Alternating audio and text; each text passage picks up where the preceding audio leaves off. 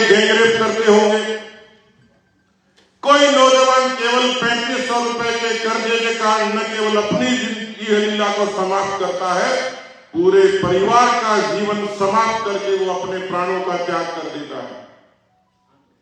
ऐसा दृश्य कभी देखा नहीं होगा कि गंगानगर के, रायसिंह नगर के सोनलाल कडेल ने जब अपनी लाइव वीडियो बनाई, ये कहा कि मैं जिंदा इसलिए मौत को गले लगा रहा हूं कि मैं इस कर्जे से तंग आ गया।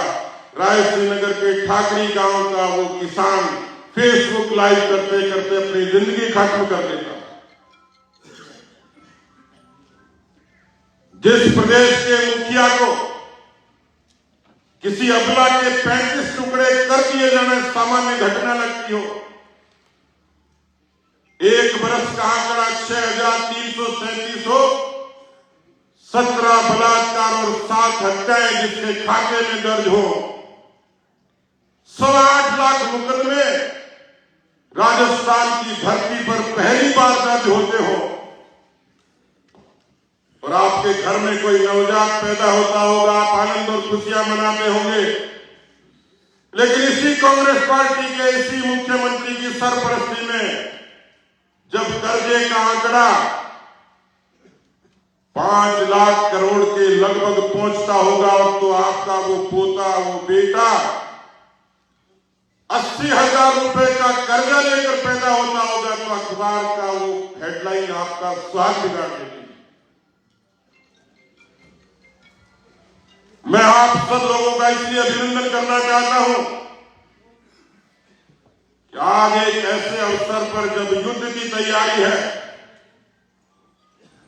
आज मेरी आत्मा को, मेरे मन को आनंद हुआ कि कल फोन किए रात को और सुदूर 700 किलोमीटर से भारतीय जनता पार्टी का योद्धा इस जयपुर में इस जन आक्रोश का शंखनाद करने के लिए हाजिर हो गया। मैं आपके इस समर्पण को, इस प्रतिबद्धता को सलाम करता हूं, अभिनंदन करता हूं। मित्रों, दुनिया की सबसे बड़ी विभीषिका थी सैकड़ों वर्षों की कोरोना की। ये वो सारी टीम बैठी है, वो परिवार बैठा है जो केवल अपने परिवार की नहीं, अपनी नहीं, जिसने राजस्थान की 8 करोड़ जनता के लिए अपने प्राण से किसी गरीब के आंसू पहुंचने का काम किया, राशन पहुंचाया, भोजन पहुंचाया, उपचार की व्यवस्था की। और मुझे गर्व हुआ जब इस भारतीय जनता पार्टी के परिवार की तारीफ देश के यशस्वी प्रधानमंत्री और दुनिया के सबसे अग्रणी नेता प्रधानमंत्री मोदी जी ने अपने श्रीमुख से कोरोना के सेवा के पराक्रम पे आप सबका आभार व्यक्त किया था कि राजस्थान की भारतीय जनता पार्टी की इकाई ने ऐसे अनूठे काम किए, इतने संकल्प के साथ किए, जहां सरकार कांग्रेस पार्टी की विफल होती थी, वहां उस मुकाम पर कहीं भारतीय जनता युवा मोर्चा का कोई कार्यकर्ता केवल ट्विटर की अपील पर गैस का सिलेंडर लेकर, ऑक्सीजन सिलेंडर लेकर उपस्थित हो जाता था। हमारा महिला मोर्चा अपने हाथ से रोटियां बेलकर वो फूड पैकेट्स बनाती थी। अनुसूचित जाति और जनजाति मोर्चे दोनों अपने अपने उस सामाजिक वर्गों के बीच में दरवाजे पर खड़े थे। मुझे सुखद आश्चर्य हुआ कि हमारे अल्पसंख्यक मोर्चा से लेकर हमारे अन्य पिछड़ा वर्ग के मोर्चे ने कालखंड में बहुत समर्पित और सेवा भाव से काम किया। और ये काम इसलिए कर पाए मित्रों, क्योंकि मैं देखता था जब थर्मल स्कैनर के लिए पल्स ऑक्सीमीटर जब सरकार के पास नहीं थे, तो हमारे सभी सांसद और विधायकों ने उदारता से एक एक बूथ पर पहुंचाकर स्कैनिंग करने का काम, स्क्रीनिंग करने का काम में सहयोग उन्होंने किया। और तब लगा कि परिवार की ताकत क्या होती है संकट में, देश और समाज के संकट में जब कोई बड़ा परिवार खड़ा होता है तो उसकी सेवा होती है। वो 2 साल बहुत ही मुश्किल से निकले, बड़ी चुनौती थी, हम लोगों के भी समक्ष थी। मुझे इस बात का भी अफसोस है कि 685 कार्यकर्ता, आंकड़ा और भी हो सकता है, 685 कार्यकर्ता सेवा करते करते जिन्होंने अपने प्राणों का उत्सर्ग कर दिया। घटना तो दुखद थी, लेकिन मैं गौरव कर सकता हूं कि एक भारतीय जनता पार्टी के परिवार की सेना के 685 लोग इसलिए चले गए कि उन्होंने अपनी जिंदगी की परवाह नहीं की, उन्होंने सेवा का पराक्रम करके अपने प्राण त्याग दिए। मित्रों, 2 साल के बाद में जब स्थितियां सामान्य होने लगी तो हमारे सामने चुनौती थी, क्योंकि सरकार ने, इसी कांग्रेस पार्टी की सरकार ने, अशोक गहलोत जी की सरकार ने जिस तरीके से राजस्थान की जनता पर अत्याचार शुरू किए, भारतीय जनता पार्टी का परिवार भी अछूता नहीं। मेरी जानकारी में 100 से ज्यादा ऐसे मामले हैं जिसमें राष्ट्रीय अध्यक्ष जी से लेकर हमारे मंडल अध्यक्ष तक, सांसदों तक, विधायकों तक बड़ी संख्या में इसी सरकार ने मुकदमे दर्ज किए उस प्रताड़ना के लिए कि हम इस सेवा भाव से, हम इस आंदोलन की अगुवाई से विमुख हो जाए। लेकिन मुझे इस बात की खुशी है, एक लंबी फहरिस्त है। मैं देखता था किस तरीके से पिछले 2 सालों में कभी तो जालोर के हमारे विधायक और सांसद सब लोग मिलकर टोल की मुक्ति के लिए आंदोलन कर रहे थे। भारतीय जनता युवा मोर्चे के कार्यकर्ताओं ने जिस तरीके से बेरोजगारी के खिलाफ, रीट की चीट के खिलाफ जिस तरीके से आगाज किया था, और इस सरकार की कमजोरी और बानगी देखिए, एक मंत्री का सिंहासन इसलिए हिल गया, सरकार इसलिए हिली कि उसके दरवाजे पर, उसकी दीवार पर नाथी का बाड़ा एक 36 किलो का कार्यकर्ता लिख के आता। पूरी सरकार हिल गई कि नाथी का बाड़ा क्यों लिख दिया? इसलिए लिख दिया कि तुमने इस राजस्थान को बाड़ा ही बना दिया। 8.25 लाख मुकदमे कहीं दर्ज नहीं होते इतनी बड़ी संख्या में, इतनी बड़ी संख्या में बलात्कार नहीं होते, इस तरीके से लूटपाट नहीं होती। राजस्थान का आज का दृश्य तो यही है कि न घर में कोई सुरक्षित, न सड़क पर कोई सुरक्षित, न अस्पताल में सुरक्षित, न स्कूल में सुरक्षित। राजस्थान ऐसा लगता है कि अपराधों की राजधानी हो गया। हिंदुस्तान की सबसे ज्यादा बेकारी, बेरोजगारी, जिसकी संख्या 30% से ज्यादा है। 70 लाख बच्चों ने परीक्षा दी थी। 4 साल में मुख्यमंत्री यही कहते घूम रहे हैं कि हमने 1 लाख लोगों को रोजगार दिया है। 69 लाख का क्या होगा, ये राजस्थान के मुख्यमंत्री का रोड मैप कोई नहीं बताता। जहां खोदो वहीं पानी। हर 12 किलोमीटर पर भ्रष्टाचार की रफ्तार है कि हर 12 किलोमीटर पर कोई न कोई अधिकारी और कर्मचारी ट्रैप होता हुआ मिल जाएगा।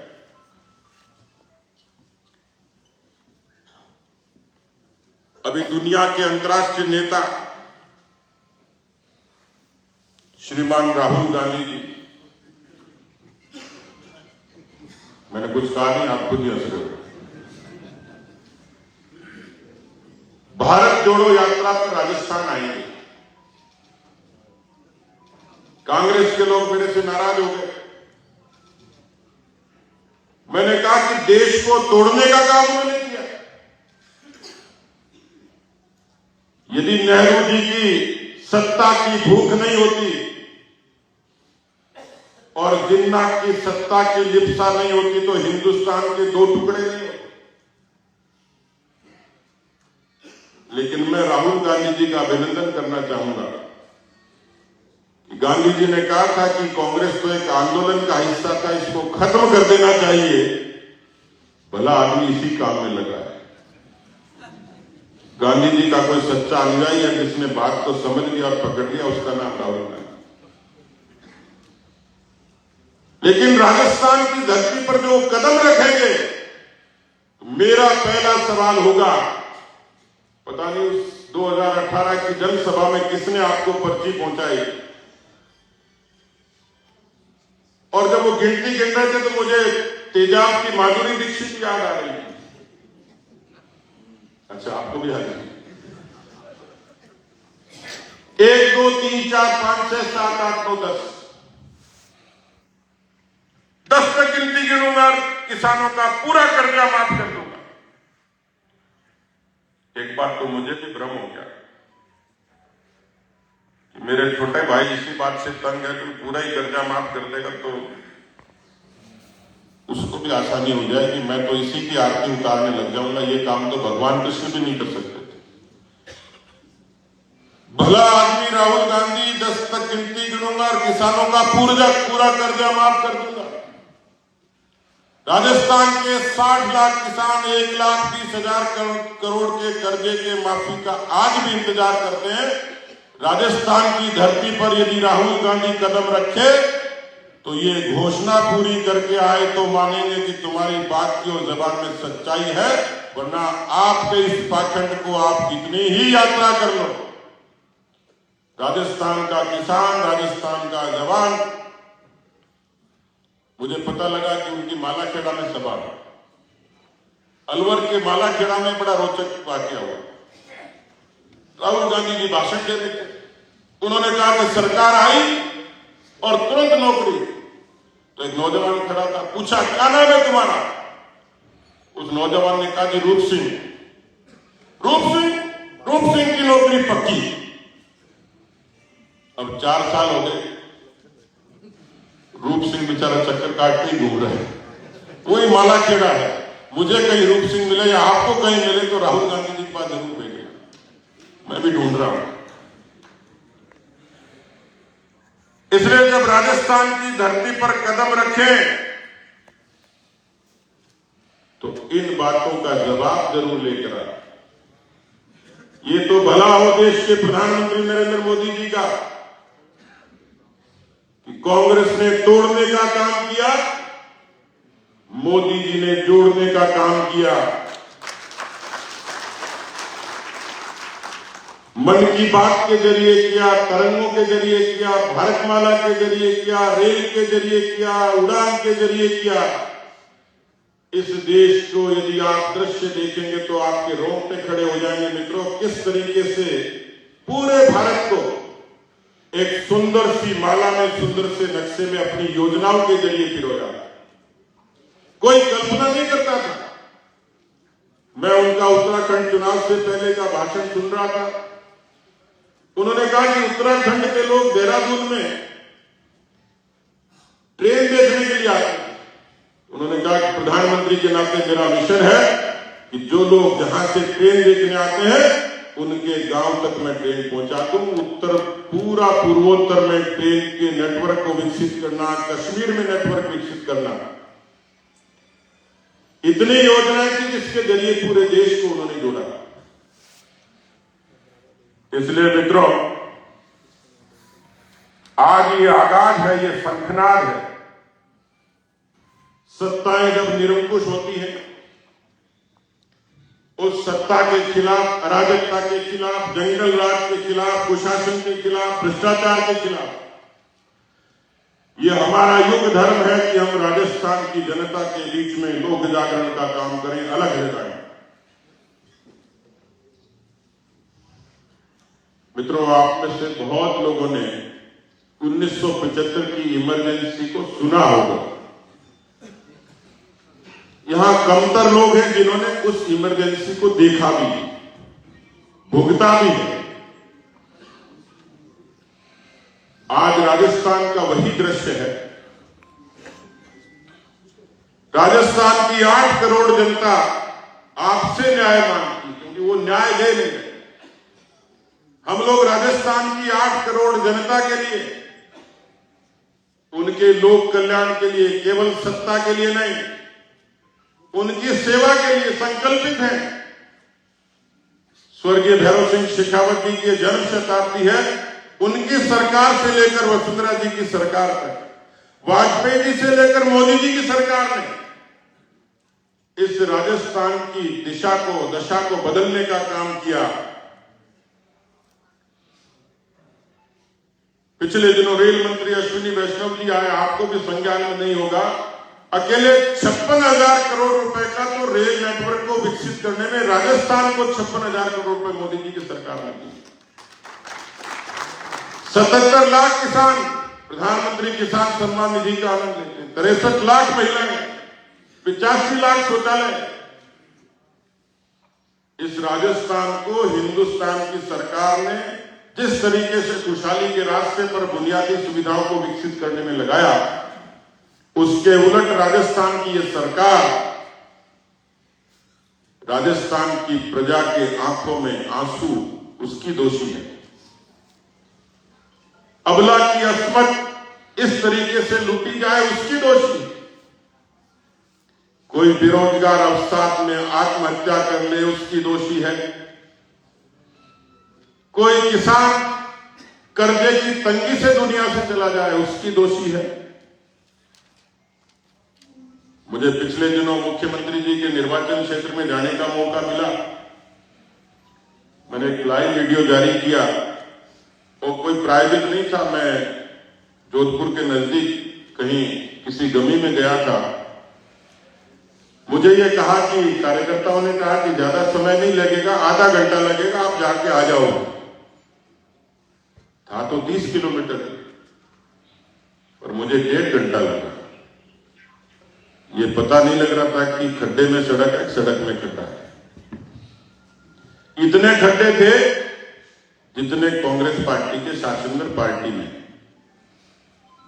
बिजली की दशा आप सबको पता है, पानी का हाहाकार आपको पता है, अस्पतालों की दशा आपको पता है, स्कूल की दशा आपको पता है। खोल दिए खूब सारे कॉलेज, न बिल्डिंग है न फैकल्टी है। स्कूल खोल दिए, संसाधन नहीं। और इसलिए ऐसी अराजक आगताई सरकार के खिलाफ ये दृश्य वैसा ही है जैसा 1975 में इंदिरा गांधी ने देश में इमरजेंसी लगाई, आपातकाल के खिलाफ संघर्ष हुआ। जयप्रकाश नारायण जी के नेतृत्व में पूरे देश में नवनिर्माण आंदोलन शुरू हुआ। गुजरात से शुरू हुआ, बिहार से समग्र क्रांति का आंदोलन शुरू हुआ। मुझे लगता है ये राजस्थान के भविष्य के लिए, राजस्थान की नई पीढ़ी के लिए, राजस्थान के स्वर्णिम भविष्य के लिए राजस्थान किसी से कम नहीं। खेती से लेकर, डेयरी से लेकर, पशुपालन से लेकर, पर्यटन से लेकर, खनिज संपदा से लेकर, लघु उद्योगों से लेकर, हैंडीक्राफ्ट से लेकर कितनी खूबियां हैं। यदि राजस्थान में जंगल राज नहीं होता, राजस्थान की लोगों के साथ इस तरीके से भेदभाव नहीं होता, राजस्थान की यदि योजनाएं ठीक होती और राजस्थान केवल सियासत में बंधा नहीं होता, तो राजस्थान आज हिंदुस्तान का सिरमौर होता। और राजस्थान को पिछड़ेपन का कोई कारण है तो राजस्थान की कांग्रेस पार्टी की अशोक गहलोत सरकार है। और मित्रों, ये संघर्ष केवल सत्ता के लिए नहीं, ये संघर्ष हम प्रजा के शासन के लिए कर रहे हैं। मैं आपको भरोसा देता हूं कि 2023 और 23 के बाद अनंत काल तक भारतीय जनता पार्टी तो माध्यम बनेगी, लेकिन राजस्थान की 8 करोड़ जनता राज करेगी। और इसलिए ये संघर्ष आपातकाल जैसा ही उस अराजकता के खिलाफ लड़ाई है, उस मानसिकता के खिलाफ लड़ाई है जिस मानसिकता ने यहां तुष्टीकरण की पराकाष्ठा की। ये कैसा प्रदेश है, कैसा शासन है? रामनवमी के जुलूस पर प्रतिबंध लग जाए, हिंदू नववर्ष पर अत्याचार हो उनको रोक दिया जाए, और रमजान का गुणगान किया जाए, बिजली के बिल माफ कर दिए जाए। मैं कोई सियासी बात नहीं कर रहा, ये हकीकत है। भीलवाड़ा, करौली, जोधपुर, ये वो सारे स्थान हैं जिसमें अत्याचारों की और तुष्टीकरण की आपने पराकाष्ठा देखी होगी। केवल वोट बैंक की राजनीति, केवल सियासी रोटी सेकना, केवल केंद्र सरकार को बदनाम करने का काम करना, इसके अलावा धरातल पर कुछ भी नहीं मित्रों। ये संघर्ष, ये जनाक्रोश, ये वैसा ही है जिस तरीके से 1975 में आपातकाल के खिलाफ दो राह, समय के रथ का घर घर नाच सुनो, सिंहासन खाली करो की जनता आती है। मित्रों, इस कांग्रेस पार्टी को खींचकर सिंहासन से उतारने का समय है।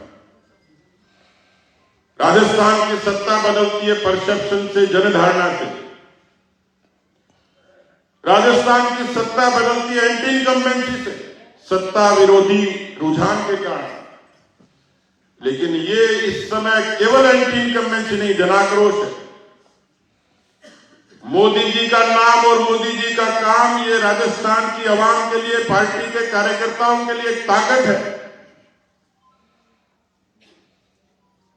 आज भारतीय जनता पार्टी 52,000 में से 48,000 बूथों पर आप लोग सिपाही की तरह तैनात हो, युद्ध के लिए तैयार हैं। हम लोग केवल चुनाव के वक्त वोटर लिस्ट और पर्ची बांटते थे। आज पार्टी का एक एक बूथ का कार्यकर्ता पूरे परिश्रम के साथ में पार्टी को अगुवाई करते हुए वहां के लोगों के लिए काम करता है। और इसलिए जब लोग पूछते हैं कि आपके इस भरोसे का, आत्मविश्वास का कारण क्या है कि कांग्रेस चली जाएगी और बीजेपी आ जाएगी, तो मैं उसको कहता हूं 1000 कारण होंगे, लेकिन 2023 में जो बड़ा कारण होगा वो भारतीय जनता पार्टी के कार्यकर्ताओं का परिश्रम और पसीना होगा, जो आता इस सरकार को उखाड़ फेंकेगा। मित्रों, अपनी बात को खत्म करने से पहले इतना आपसे आह्वान करूंगा, ये जनाक्रोश अभियान, जनाक्रोश आंदोलन, जनाक्रोश यात्रा, और उस यात्रा को चलाने वाले, इस यात्रा में काम करने वाले, पूरे तरीके से समय देकर इस यात्रा को सफल बनाने वाले आप सब लोग, मैं कहता हूं कि राजस्थान की राजनीति में जब बदलाव का इतिहास लिखा जाएगा तो ये जन आक्रोश यात्रा मील का पत्थर साबित होगा और आप सब लोगों का उस इतिहास में सुनहरे अक्षरों में नाम लिखा जाएगा कि एक ऐसी जांबाज टीम थी, ऐसे जांबाज नेता थे, ऐसे कार्यकर्ता थे परिश्रमी, जिन्होंने जन आक्रोश के अभियान को यशस्वी बनाया और उस जन आक्रोश ने सत्ता के बदलाव को क्या पूरे देश में देखा। मैं आप सब लोगों से निवेदन करूंगा, हम राजनीतिक दल हैं, छोटी मोटी बातें होती हैं, राजी नाराजगी भी होती है, मतभेद भी होते हैं, पर इस भारतीय जनता पार्टी के परिवार में प्रचारित जरूर किया जाता होगा, लेकिन मनभेद नहीं। मतभेद दूर कर लिए जाते हैं, मनभेद दूर नहीं होते हैं।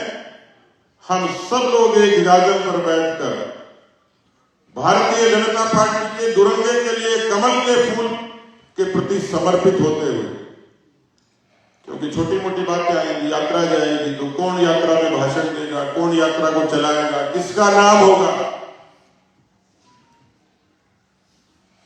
आपका नाम जुड़ता होगा कहीं किसी बिरादरी के साथ, किसी नेता के साथ, लेकिन इस छाते के नीचे आपकी पहचान, आपका स्वाभिमान, आपका गौरव, आपकी खूबी, आपका वर्तमान और आपका भविष्य ये भारतीय जनता पार्टी से जुड़ा है।